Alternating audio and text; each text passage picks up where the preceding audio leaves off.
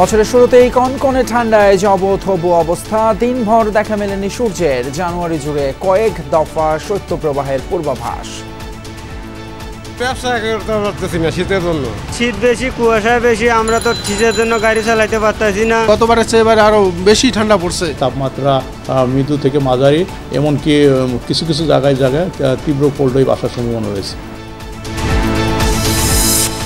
অর্থ বছরের মাঝে এসে নানান পণ্য এবং সেবায় শুল্ক কর বাড়াচ্ছে সরকার। চাপে পড়বে সীমিত আয়ের মানুষ, নিত্য পণ্যের দামে প্রভাব ফেলবে না, দাবি অর্থ উপদেষ্টার।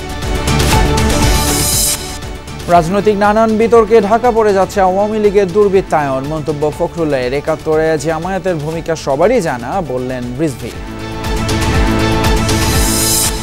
বঙ্গবন্ধুর মুরাল নির্মাণের নামে বিপুল অর্থ অপচয়ের অভিযোগ তদন্ত করবে দুদক। ডাক বিভাগের সাবেক ডিজি সুধাংশুর বিরুদ্ধে দুর্নীতির মামলা। হালনাগাদে ভোটার বেড়েছে ১৮ লাখের কিছু বেশি। খসড়ায় মোট সংখ্যা প্রায় ১২,৩৭ লাখ। বিতর্ক এড়াতে বাড়ি বাড়ি গিয়ে যাচাই হবে প্রত্যেকের তথ্য।